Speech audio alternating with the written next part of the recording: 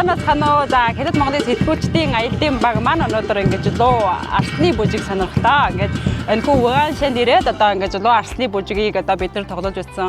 Тэгэхээр одоо энэ утга нь ингэж одоо луу арсланы бүжгийн соёлооны уламжлан хөгжүүлэхийн тулд одоо ингэж гурван зам мөрөөр бодлого хэрэгжүүлж байгаа юм байна. Нэгд болохоор одоо багш нь одоо шавьдаа уламжлах, нөгөөх нь болохоор одоо сургуулийн хүрээнд орж ингэж одоо бага насны хүүхдүүдээс ихтэй ингээд луу одоо арсланы бүжгийн соёлыг одоо ингэж уламжилж хүртээж тэднийг одоо суралцуулж байгаа юм байна. Нөгөөх нь болохоор одоо ард иргэд өөрсдийн сайн дураасаа ингэж одоо луу бүжгийн одоо соёлыг ингэж одоо уламжлах ажилд оролцож байгаа юм байна. Одоо энэ утгаараа ингэж энэ одоо уламжлалт соёлынхаа одоо өв соёлыг ингэж одоо хүмүүст уламжлан дэлгэрүүлэх ажиллагаа бас сайн хийж байгаа юм байна.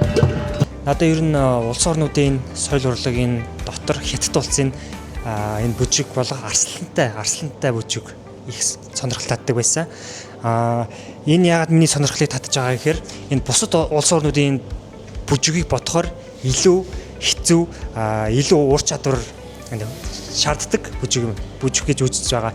Тэр нь яагаад гэвэл тэр чинь зөвхөн шаалан дээр ингээл газар дээр бүжиглэх биш. Ингээ тайзан дээр гар нь өсрөн буун тэр нь бол амар их миний сонирхол татж байгаа. Бас ур чадвар хэрэгтэй л юм байж харж байгаа. Тэгэл бас энийг эндээс би нэг юм анзаарсан. Тэр нь болохоор ингээл 10 настай хүүхдээс ингээд 60 50 насны хүртэлх хүмүүс бүгдээр ингээд бүжиглэж байгаа байхгүй юу. Тэгэхээр энийг одоо ингээд улс орн даяар ингээд бүжиглэх хөвчл болгосон байлээ. Би өөрөө бас дотор нь орж бүжиглэж үзлээ. Маш гоё байлаа. Тэгэл энэ дэр бусад улс орнуудын бүжигнээс юугаар ялгаатай гэвэл ингээд арслантай маркийн дотор 3-4 хүн ороод нэг нь ойлголцоод ингээд тайзны дээр гараад доошоо өсрээд дээшээ өсрээд ингэж авахгүй. Энэ бол маш гоё ур чадвар гэж бодож байгаа юм.